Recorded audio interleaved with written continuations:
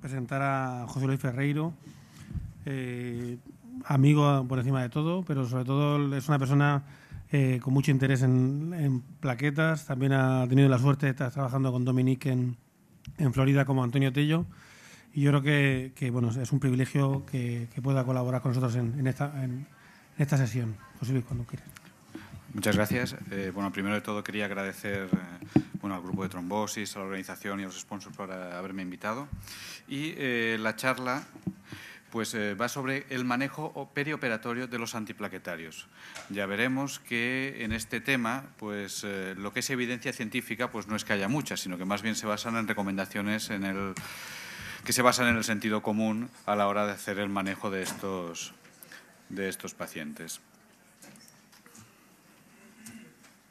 Estos son mis conflictos de interés.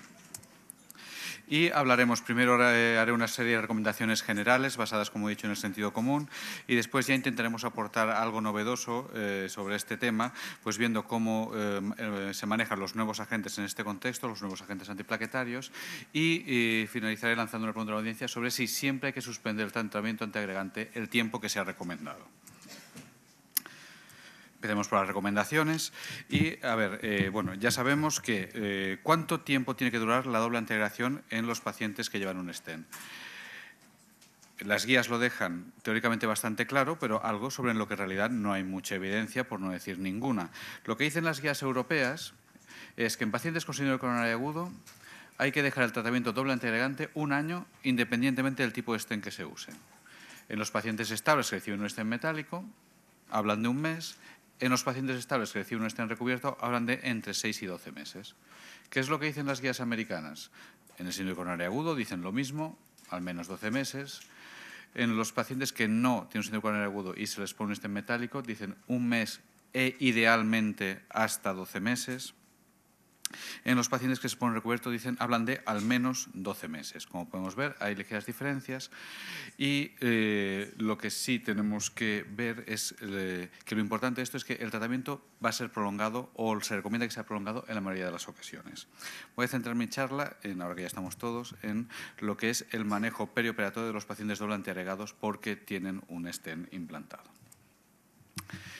En los pacientes en los que se realiza intervencionismo con implantación de stent, ¿a cuántos de ellos nos vamos a encontrar este problema? Pues tenemos una frecuencia no despreciable de cirugías mayores en los pacientes en los que se implanta un stent durante el primer año.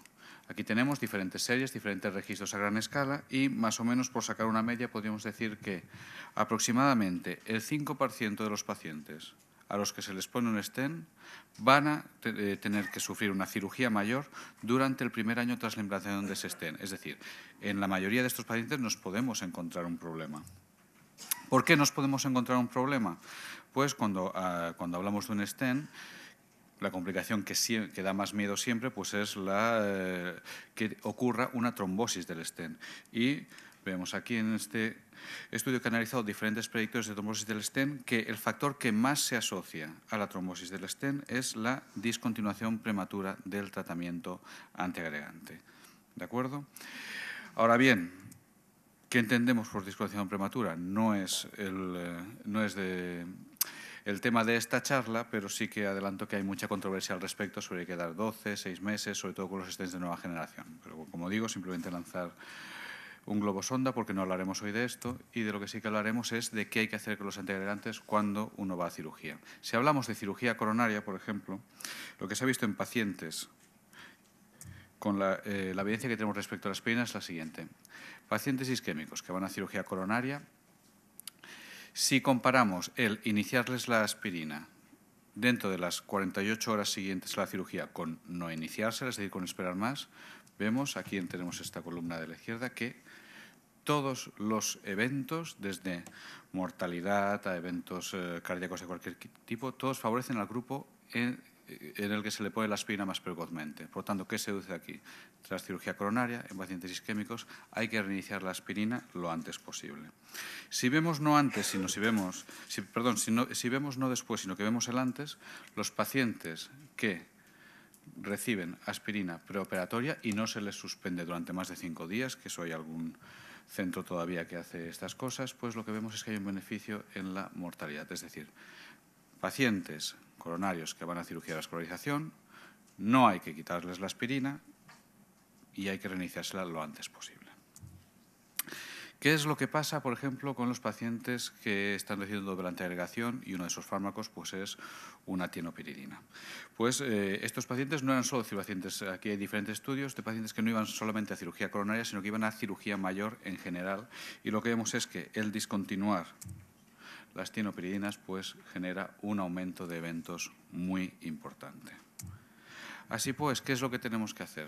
Hay poca cosa más que esto, en realidad. Lo que tenemos que hacer es aplicar el sentido común.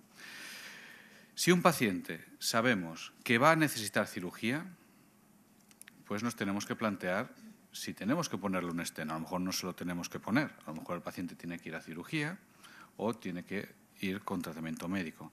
Hay que vigilar. ¿Por qué? Por lo que hemos dicho, la doble antiagregación, si se retira, pues conlleva un riesgo de trombosis del stent, conlleva un riesgo de eventos isquémicos inmediatamente posteriores a lo que es la cirugía que reciba ese paciente. Si es completamente necesario que un paciente reciba un stent, pero sabemos que el paciente va a necesitar cirugía, pues lo razonable es que pongamos un stent metálico en lugar de un stent recubierto que probablemente necesite menos tiempo de doble antiagregación. Ahora bien, si lo que hacemos, si lo que nos encontramos es que al paciente se le ha puesto un stent, no lo sabíamos previamente que tenía que ir a cirugía y tiene que ir a cirugía, pues tendremos que ver qué tipo de cirugía es. Evidentemente, si es cirugía electiva, si es selectiva quiere decir que puede esperar. Lo suyo sería esperar a realizar la cirugía hasta que el paciente haya completado el tratamiento, hasta que haya completado la duración recomendada del tratamiento antiagregante. Si es una cirugía semielectiva o urgente, pues lo que hay que hacer es esperar lo máximo que puedas. Aquí, evidentemente, habría que individualizar según el riesgo isquémico, según el riesgo de sangrado, según muchas cosas, qué es lo que hay que hacer con el paciente. Y si la cirugía es emergente, es una cuestión de vida o muerte, pues evidentemente hay que ir a cirugía. He querido poner esta la primera, ahora veremos qué es lo que dicen las guías. ¿Por qué? Pues porque esto que parece sentido común, muchas veces lo que nos encontramos es que el sentido común pues es el menos común de los sentidos. Es decir, nos encontraremos cosas que no se hacen así y de eso irá la segunda parte de la charla. Cuando no se hacen así las cosas, ¿qué es lo que podemos hacer? ¿Qué es lo que dicen las guías? Si miramos las guías europeas, pues pacientes que han recibido un stent y por tanto están con doble antiagregación y que tienen que ir a cirugía mayor, ya sea cardíaca o no cardíaca, pues lo que hablan es un poco lo que hemos comentado antes por sentido común. Si la cirugía es emergente, pues hay que ir a cirugía, no queda otra, ya nos apañaremos con lo que salga. Si la cirugía en cambio es selectiva, pues hay que esperar, hay que dilatar la cirugía hasta el momento en que acabe lo que es la duración recomendada del tratamiento antiagregante. Si la cirugía es semielectiva, pues lo que hay que hacer es individualizar. Hay que hacer una decisión caso por caso. ¿Y en qué se basa esa decisión? Pues en lo que consideremos si hay riesgo de trombosis o riesgo de sangrado. Si hay mucho riesgo de trombosis y poco de sangrado, pues continuemos con la doble antiagregación. Esto es importante. No hay que suspender siempre la doble antiagregación y dejar al paciente solo con uno. Dependerá de cómo sea esa cirugía, de qué riesgo de sangrado tenga.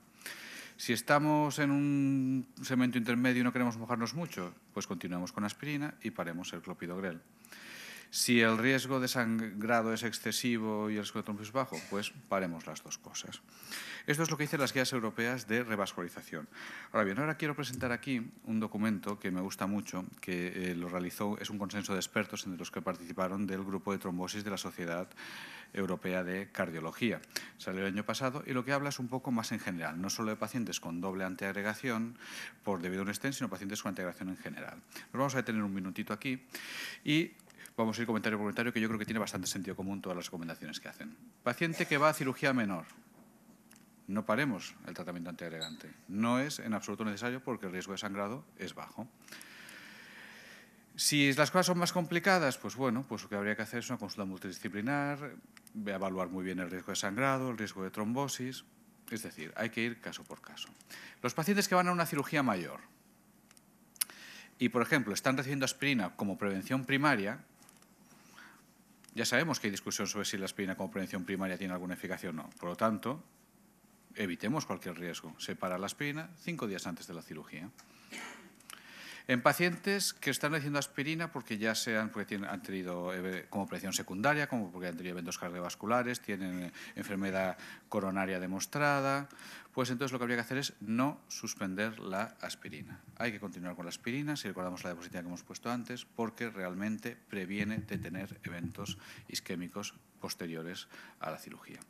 ¿Qué excepciones podríamos tener? Pues las excepciones en las que hay un riesgo de sangrado excesivo o que ese sangrado podría tener unas consecuencias potencialmente muy graves, como es una cirugía en un espacio cerrado, hablaríamos de cámaras oculares, hablaríamos de cirugías espinales, es decir, todas estas cosas hay que tenerlas en cuenta. Si el riesgo es excesivo, pues entonces sí que nos podemos plantear detener la aspirina 5 días antes de la cirugía, eso sí, reiniciándola lo antes posible si no hay ninguna complicación. Pacientes que están con el tratamiento antiagregante. Pues un poco lo que se ha comentado antes, las guías europeas, lo que nosotros habíamos deducido por sentido común. Pacientes de cirugía electiva. Pues no hay cirugía, se para la cirugía hasta que no hayamos completado el tratamiento adecuado. Pacientes con cirugía semielectiva o semiurgente, depende de cómo la queramos llamar, pues hay que continuar la aspirina y el clopidogrel había que continuarlo según la situación. ¿De qué dependerá? Pues del riesgo de sangrado que tenga esa cirugía o no. Pero no siempre hay que quitarlo. Insisto, es una discusión que tenemos frecuentemente con los cirujanos de diferentes especialidades. No siempre hay que quitarlo, dependerá del riesgo de cada cirugía. Y si es cirugía emergente que se tiene que hacer, pues bueno, evidentemente como no se puede retirar, los continuamos, pero lo suyo sería pues retirarlos. Las mismas consideraciones que antes. Cuanto más riesgo de sangrado o de que el sangrado sea en un espacio cerrado, es decir, con complicaciones potencialmente más graves, pues entonces habría que parar, si se puede, el clopidogrel 5 días antes de la cirugía. Aquí haré un pequeño comentario porque dicen hay que considerar hacer lo que se llama un bridging, es decir, una terapia puente que sería, pues, si se retira el clopidogrel, dejarle con habitualmente se dejan con tirofibano, con cualquier inhibidor del 2B3A de tipo pequeña molécula serviría, y hacer esto como terapia puente hasta que llegue el día de la cirugía. Esto, en realidad, no haré muchos comentarios porque no hay nada probado sobre esto. Esto lo único que hay son series de casos publicadas y es una cosa que se comenta pero que tampoco tiene mucha evidencia. Y, evidentemente, en los pacientes en los que se retira la antiagregación, lo que hay que intentar es volverla a poner lo antes posible. Si tenemos que parar el fármaco, sobre todo, ya hemos dicho que si hay que parar algo, normalmente se para el que se asocia a la aspirina, no se para la aspirina, se pararía o el clopidogrel o, en el tiempo actual, el prasugrel o el ticagrelor. Lo que se recomienda pues, es detener 5 días antes de la cirugía el clopidogrel, 7 días antes de la cirugía el prasugrel y unos 5 días antes el ticagrelor, aunque pese que la ficha terapéutica dice 5-7. Lo de la terapia puente con tirofibán ya he dicho que solo hay series de casos reportadas, por lo tanto habría que pensárselo. Ahora bien, hasta aquí el apartado de recomendaciones generales. Esto es lo que pueden leer en cualquier revisión, lo que pueden mirar en cualquier sitio y sería, digamos, un poco lo políticamente correcto. Ahora, lo que yo quiero es que nos planteemos a partir de ahora lo que no es tan políticamente correcto y vamos a ver si podemos ver alguna cosita más o entender mejor los mecanismos en los fármacos nuevos y utilizar alguna otra estrategia. Si hablamos de los nuevos fármacos antiplaquetarios, pues bueno, aquí tenemos una comparación de los inhibidores del receptor P2Y12, el clopidogrel ya le conocemos, tenemos ya aceptados prasugrel y ticagrelor todavía no disponible para uso, pero probablemente lo estará en breve. Y hablaré también un poquito de lo que es el cangrelor. Las diferencias son, prasugrel y ticagrelor son fármacos orales, el prasugrel es una tienopina con el clopidogrel y con las mismas propiedades farmacológicas. Creo que esta mañana ya habrán hablado bastante de esto, con lo cual no voy a querer insistir mucho. Y lo que sí hablaremos un poquito al final del cangrelor, porque tiene unas características muy peculiares que puede ser de utilidad en este tipo de pacientes. El cangrelor, es un fármaco endovenoso reversible que se inicia la acción rapidísimo y también se retira la acción muy rápido, con lo cual puede tener un perfil muy adecuado para estos pacientes que van a cirugía. ¿Qué tienen en común, por ejemplo, el prasugrel y el ticagrelor? Pues que son fármacos que son más potentes y tienen menos variabilidad que el clopidogrel. Si empezamos hablando del prasugrel, pues el prasugrel tiene el mismo mecanismo de todas las tienopiridinas como el clopidogrel. El prasugrel lo que es un fármaco que tiene una acción irreversible. ¿Por qué? Porque se une de manera irreversible al receptor P2Y12 y lo que hace es que el ADP, el receptor P2Y12 es un receptor de ADP, no pueda unirse, con lo cual no hace efecto. Esta es la base de su efecto inhibitorio. Actúa igual que el clopidogrel, he dicho. La diferencia que tiene el prasugrel con clopidogrel pues es que mientras que el clopidogrel requiere un doble paso hepático para ser un metabolito activo, el prasugrel necesita un solo paso hepático, cual tiene un beneficio farmacológico, farmacocinético, que se transforma en un beneficio farmacodinámico. El beneficio farmacocinético es que se genera más metabolito activo. es la ventaja y lo que marca la diferencia en el efecto farmacodinámico que vemos aquí a continuación del prasugrel. Si comparamos prasugrel con clopidogrel, tanto dosis de carga como dosis de mantenimiento, vemos que el prasugrel tiene un efecto más precoz y más potente. Entonces, hemos dicho que ambos son tinopiridinas, es decir, son fármacos con un mecanismo de acción irreversible. ¿Cuánto tardará entonces en, digamos, limpiarse el efecto del fármaco? Pues lo que tarde en recambiarse el pool de plaquetas. Las plaquetas se recambian a una velocidad del 10-15% al día, pues tardará aproximadamente unos 7 días. ¿Cómo el clopidogrel es menos potente? Por eso se suele decir, bueno, en 5 días ya habrá suficiente. ¿El prasugrel es más potente? Pues se dice en 7 días. Después lo veremos con más calma. ¿Qué es lo que ha pasado en los estudios con prasugrel? Fundamentalmente el Triton, que es el estudio fase 3 del prasugrel. Los pacientes que hacían prasugrel y que requerían cirugía. Los pacientes que estaban tomando prasugrel y que iban a cirugía coronaria, pues lo que se veía es que sangran más. Sangran bastante más, sobre todo si el fármaco se ha retirado menos de 3 días antes de la cirugía. Esto, evidentemente, es esperable, es decir, es un fármaco más potente, es irreversible, pues si el paciente lo tenemos que llevar a cirugía porque sí, pues nos va a sangrar más que el clopidogrel. Entonces, ¿qué es lo que se ha recomendado? Pues que hay que parar 7 días, insisto, esto es la recomendación, hay que parar el prasugrel 7 días antes de una intervención. Ahora bien, si hablamos de cirugía coronaria, ha salido publicado el mes pasado los resultados de supervivencia de los pacientes que iban a cirugía estando con prasugrel. Y lo que tenemos aquí es que, pese a ese aumento del sangrado, ¿de acuerdo?, los pacientes tenían menos eventos isquémicos y tenían una menor mortalidad, siendo esto estadísticamente significativo, a pesar de que tiene la limitación de que el número de pacientes es escaso. ¿Qué quiere decir esto? Pues que frente a los eventos isquémicos, a pesar del aumento de sangrado, el tratamiento anticoagulante más potente lo que hace es prevenir los eventos isquémicos. ¿Esto qué quiere decir? Es lo que hemos visto antes. Evidentemente que un paciente, cuanto más tratamiento anticoagulante lleve, más va a sangrar si va a cirugía. Ahora bien, lo suyo sería valorar en cada paciente cuál es el riesgo-beneficio. Es decir, si el paciente lo que tiene pues es un stent en el tronco común que se lo acabo de poner, que no me ha quedado muy bien, lo que sea, y resulta que se tiene que operar, pues oye, pues a lo mejor hay que asumir el riesgo de sangrado y dejarlo con prasugrel porque realmente es beneficioso. Si miramos el ticagrelor, por ejemplo, el ticagrelor tiene un mecanismo de acción diferente. El ticagrelor lo que tiene actúa de manera reversible y lo que provoca es un cambio conformacional en la molécula que hace que cuando se une el ADP pues no se produzca la cascada de señales que desembocaría esta unión. Se dice reversible porque el mecanismo de acción es reversible. Pero aquí quiero hacer un paréntesis para decir que eso no quiere decir que el fármaco sea reversible. Para decir que un fármaco es reversible quiere decir que tiene antídoto. El ticagrelor no tiene antídoto, lo que tiene es un mecanismo de acción reversible. Hecha esta puntualización, pues vemos que el ticagrelor es una clase farmacológica diferente al prasugrel o al clopidogrel y tiene una acción directa, acción directa porque no todo el fármaco precisa de pasar a metabolito activo para actuar, puede actuar directamente. Aproximadamente el 60-70% del fármaco actúa directamente, mientras que el 30-40% sí que se transforma en un metabolito activo que también tiene acción sobre el receptor.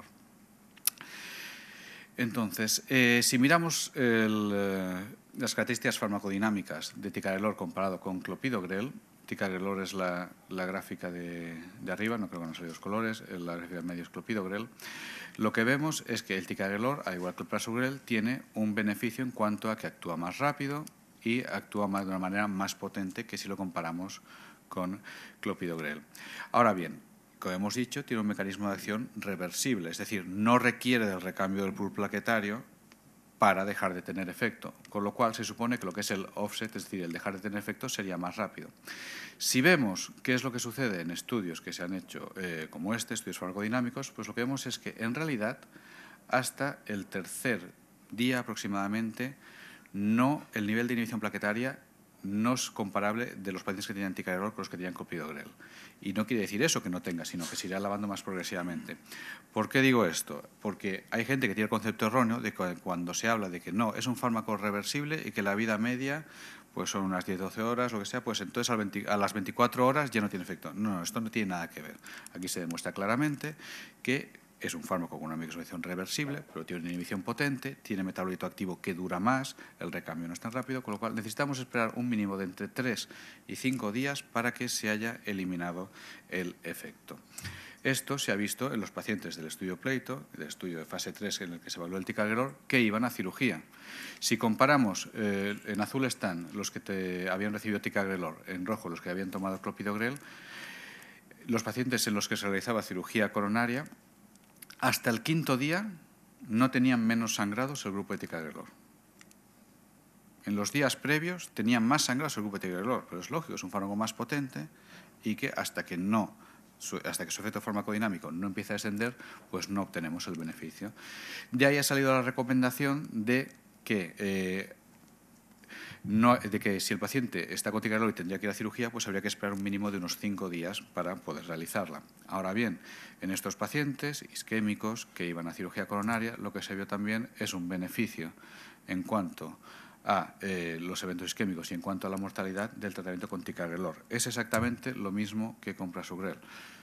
Hay un precio que hay que pagar, que es los sangrados, pero también tenemos que ver que estos pacientes lo que tienen es un beneficio en cuanto a la producción de eventos isquémicos. Es lo que hemos ido viendo gradualmente. Lo vimos en las primeras diapositivas con aspirina, con la asociación de beta-adenina antiagregante, aspirina y clopidogrel, y lo vemos con los nuevos fármacos que son más potentes que el clopidogrel, el prasugrel y ticagrelor.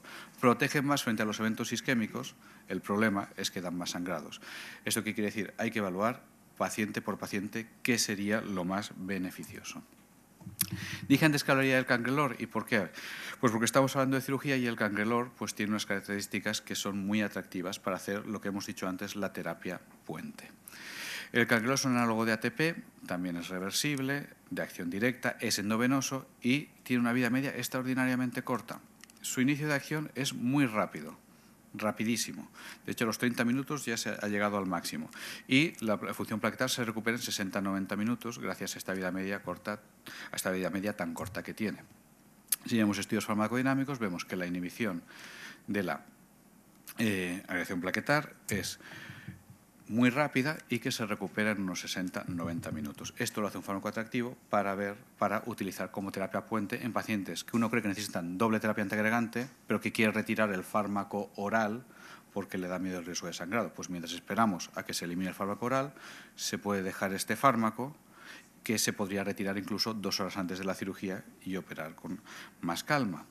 Esto se ha evaluado en el estudio Bridge. El estudio Bridge, que salió publicado este año, pues lo que comparaba eran pacientes con síndrome coronario agudo o que se les acababa de poner un stent recientemente y que tenían que ir a cirugía coronaria, pues se evaluaba se retiraba la tinopiridina que llevaban y se comparaba el cangrelor con placebo. Es dejar al paciente con cangrelor o con placebo y ver cómo era la inhibición plaquetaria de estos pacientes y si había un aumento del riesgo de sangrados, en este caso. El endpoint primario era un endpoint farmacodinámico y se vio que en todos los puntos temporales el tratamiento con cangrelor era efectivo, esto era de suponer evidentemente, era efectivo reduciendo la inhibición plaquetar. En esta gráfica se ve más claro y vemos que se fueron tomando muestras en cada día, se esperaba 7 días antes de llevar al paciente a cirugía, desde que se retiraba la tinoperidina, ya fuera clopidogrel o prasugrel. En los pacientes que iban con placebo, pues evidentemente su nivel de agregación plaquetar era muy superior al nivel de los pacientes que estaban con el cangrelor.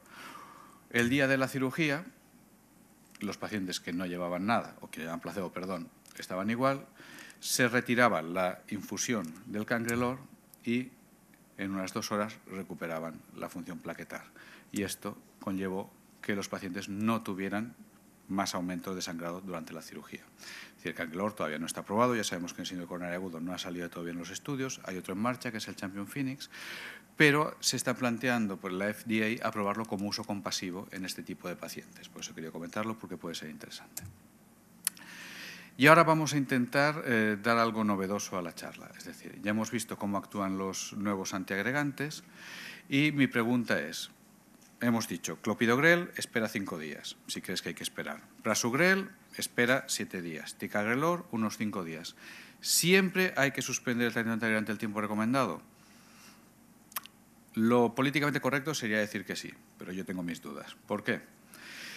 Si vemos en pacientes que han recibido, por ejemplo, una dosis de carga, únicamente una dosis de carga de clopidogrel, esto lo vemos en nuestro medio, los pacientes tienen un síndrome coronario agudo y se les carga con clopidogrel, pero a lo mejor después van a la coronariografía al día siguiente y vemos que es un paciente quirúrgico.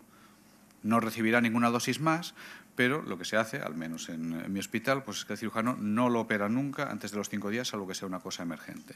Sin embargo, lo que vemos es que los pacientes que han recibido una dosis de carga tienen un nivel de inhibición plaquetar que va descendiendo, evidentemente, a medida que pasan los días, pero vemos que hay una variabilidad tremenda. Es decir, a lo mejor un paciente está aquí arriba, pero a lo mejor otro paciente está aquí abajo y desde el día 2 ya se podía operar. Entonces, ¿cómo podemos evaluar esto? Bueno, pues el grupo del Dr. Gurbel de Baltimore lo ha evaluado pues, de una manera bastante elegante. Esto se ha presentado muy recientemente en el EuroPCR. Lo que ellos hicieron fue, en pacientes que habían recibido clopidogrel y que tenían que ir a cirugía coronaria, pues lo que hicieron, utilizaron una prueba de función plaquetaria, en este caso el tromboelastograma, y dividieron los pacientes en 3 grupos. Si la amplitud máxima respecto a ADP, que digamos sería una prueba de función para evaluar la respuesta al clopidogrel, lo dividieron en tres grupos. Si eran más de 50, lo que es la amplitud máxima, pues, es decir, que no hay casi respuesta al clopidogrel, pues lo operaban al día siguiente. Si estaba entre 35 y 50, lo operaba entre 3 y 5 días. Y solo esperaban los 5 días recomendados si tenía menos de 35. Entonces, ¿qué es lo que vieron? Pues que utilizando esta estrategia de esperar un número de días dependiendo de la función plaquetaria, es decir, de la respuesta al clopidogrel de esos pacientes, lo que vieron es que en estos grupos no había ninguna diferencia en cuanto al sangrado. Esto era el sangrado que se obtenía por los drenajes. Vieron a las 4 horas, a las 12 horas postoperatorias y 24 horas después.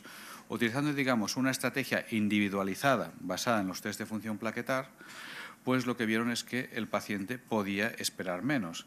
Y esto llevó a una reducción en los tiempos de espera para cirugía, y esto ya sabemos que los americanos los miran mucho. Tiempo es dinero. ¿De acuerdo?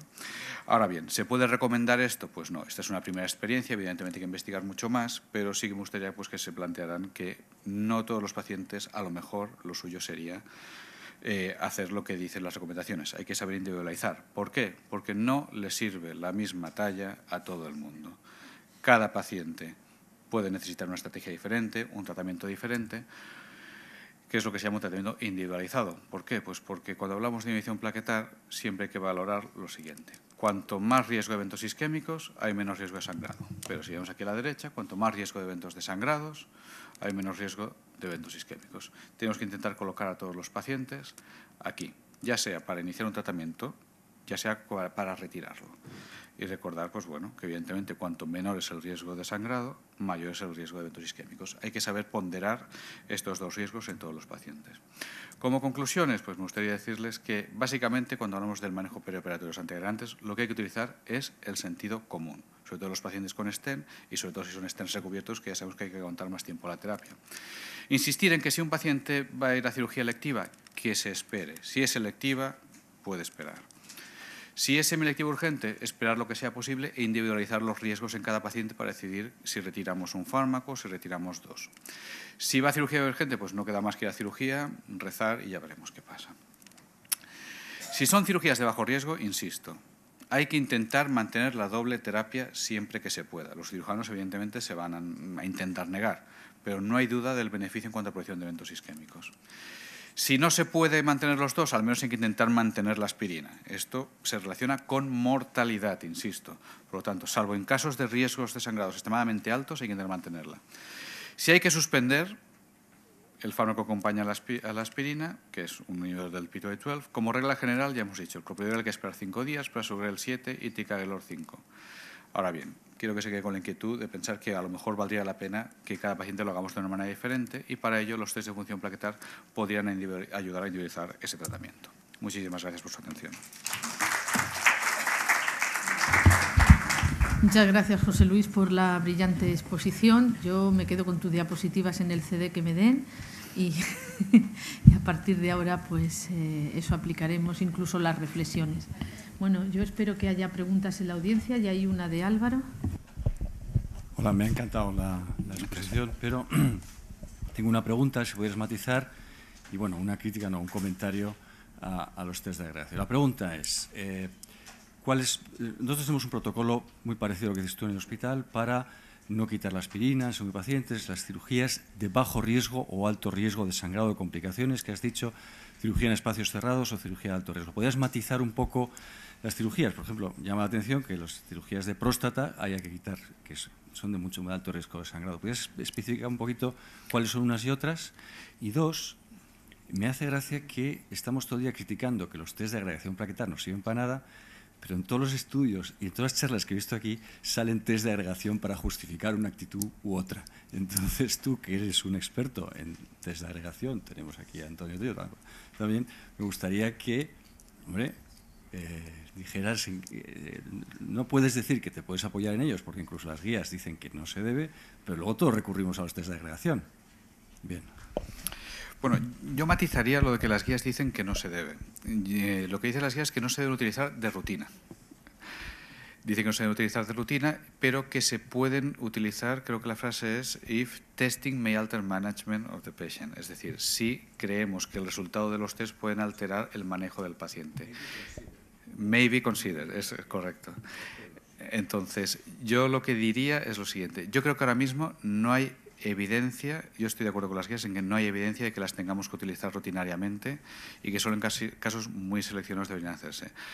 Ahora bien, el problema de esto es que probablemente la comunidad científica no ha hecho, esto es una crítica, no ha hecho el esfuerzo suficiente para, uno, uniformizar criterios, utilizar el mismo test, utilizar los mismos estándares, utilizar los mismos puntos de corte. Si es que se puede utilizar, a lo mejor tenemos que evaluar los puntos de corte para cada población. Evidentemente, nosotros no podemos tener el mismo punto de corte para isquemia o para sangrado que un afroamericano de 140 kilos o que un alemán de 1,95 m. Entonces, yo creo que los test de función plaquetar sirven, pero creo que debemos hacer un esfuerzo, al menos nosotros en nuestro medio, pues para poder poner protocolos comunes que serían los que tendrían la opción de ser validados y después validarlos, evidentemente. Hasta ahora, todo lo que se ha hecho con pruebas de función plaquetar para dirigir tratamiento ha fallado, pero probablemente porque el diseño no era el adecuado. Se ha hecho en pacientes con muy bajo riesgo, por lo cual no hay eventos para que no se vean diferencias. Hablo ya sea del Gravitas, del Trigger PCI, de todos estos estudios. Entonces, ¿que no sirven? Yo creo que servirán. Ahora mismo tenemos que ser prudentes. Y respecto a la primera pregunta, yo creo que eso depende de un consenso de cada centro y de cada especialista, evidentemente. Es decir, la cirugía coronaria, pese a que es una cirugía de alto riesgo, con riesgo de sangrado y tal, yo creo que si se hace cirugía coronaria es porque el paciente tiene enfermedad coronaria. Luego es el paciente que más se beneficia de prevenir eventos isquémicos. Y en este tipo de pacientes yo creo que hay que apretar para intentar que no retiren o que retiren la integración lo mínimo posible. Pues cirugías de canal medular, cirugías intracraneales, cirugías intraoculares, cirugías, pues bueno, como has dicho, de próstata, cosas así, pues hay que individualizar, pero yo creo que estas cirugías son de más alto riesgo que, por ejemplo, intervenciones evidentemente dermatológicas o intervenciones evidentemente más limpias. Pero yo creo que eso depende mucho del protocolo de cada centro y sobre todo de la relación que uno tenga con los diferentes especialistas. Yo te quería preguntar, dentro del hospital siempre es mucho más sencillo entrar en conversación con los cirujanos o con los anestesistas, pero las extracciones dentarias están fuera de nuestro ámbito y el odontólogo lo que quiere no tener problemas ninguno, están ellos solos ahí y el ritmo que llevamos es que vamos a tener que hacer un consentimiento informado hasta para quitarle cualquier cosa y nosotros somos los responsables. ¿Qué opinas de...? Hombre, realmente nosotros tuvimos hace un par de años, lo cuento como batallita, pero creo que va por este camino que tú dices, que tuvimos unas cuantas trombosis o infartos o problemas isquémicos en pacientes que le habían retirado la integración en contexto de una intervención odontológica. Entonces, nosotros lo que hacemos en la sala de hemodinámica es pasamos un checklist al paciente que lo rellena enfermería para valorar si puede tener una doble antiagregación a largo plazo. Y entre ellos, uno es que al principio no lo teníamos porque pensábamos que era un poco tontorrón y que todo el mundo pensaría que da igual quitarse una muela si te esperas un año, pero también lo preguntamos ahora mismo. Es decir, ¿le tienen que sacar una muela, le tienen que hacer algo en el próximo año? Y si es que sí, le decimos que se espere. Así el paciente ya lo sabe que se tiene que esperar, si no el paciente le hará caso al odontólogo. Sí. Muchas gracias. Tenía una pregunta sobre el cangrelor como puente hasta la cirugía, ¿no?